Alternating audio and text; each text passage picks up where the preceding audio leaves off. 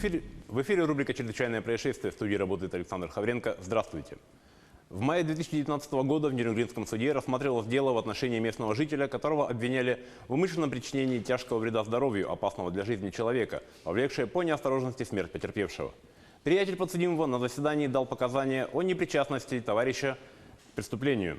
Но в ходе предварительного следствия показания свидетеля были иными. Суд критически отнесся к показаниям и не принял их во внимание. В итоге обвиняемый все-таки был осужден, а вот его приятель, который пытался спасти товарища от тюрьмы, давая ложные показания, стал фигурантом уголовного дела по статье «Заведомо ложные показания свидетеля в суде». У самолета Boeing 737-800 авиакомпании «Якутия», летевшего по маршруту Анадырь-Хабаровск, во время полета обнаружили трещину покрывного слоя стекла левой форточки пилотов. Однако, как заверили в авиакомпании, на прочность стекла это не влияет. Самолет благополучно приземлился в Хабаровске, все прошло в штатном режиме. На федеральной автомобильной дороге Колыма в Тампонском районе прошли рейды по выявлению нарушений правил и сроков охоты. Во время рейдов осмотрено 12 автомобилей. Особое внимание уделялось машинам, подготовленным к выездам на охоту. Проверена транспортировка 6 единиц оружия. По результатам рейдовых мероприятий нарушений не выявлено. До окончания охотничьего сезона проверки будут проводиться во всех районах республики.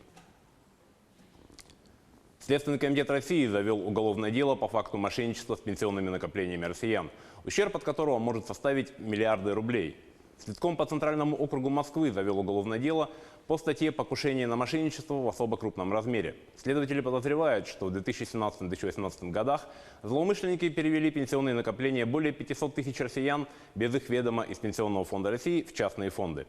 По версии следствия, неизвестные подделали более полумиллиона заявлений россиян, по которым они якобы согласились перевести свои накопления в негосударственные фонды. В махинациях подозревают агентов, оказывавших услуги негосударственных пенсионных фондов, но пока конкретных фигурантов в деле нет. Отмечается, что все документы были завизированы нотариусами, но их подписи и печати оказались поддельными. В Анапе полицейские изъяли более 140 тысяч литров контрафактного алкоголя, производимого в подпольных цехах, расположенных в 4 частных домах. Кроме того, изъята пустая тара для розлива, акцизные марки и оборудование для производства алкоголя. Образцы изъятого направлены на исследование, по результатам которого будут приняты процессуальные решения. Необычный гость зашел отдохнуть в один из небольших отелей в штате Монтана. В дамской комнате номера обнаружили молодого черного медведя, который прилег отдохнуть на раковине, рассказывает Елена Островская. Зайти в дамскую комнату и обнаружить спящего медведя на раковине. Гостей небольшого отеля в Монтане больше уже ничем не удивишь. Чтобы безопасно выдворить непочтительного посетителя, ветеринары выстрелили в него транквилизатором и вынесли из здания. Отель расположен рядом с национальным парком Йеллоустоун. Именно туда и отправили молодого черного медведя Барри Балла после того, как специалисты удостоверились, что он здоров. А вот убедиться, что нарушитель дамского спокойствия больше не станет хулиганить, будет не так-то просто.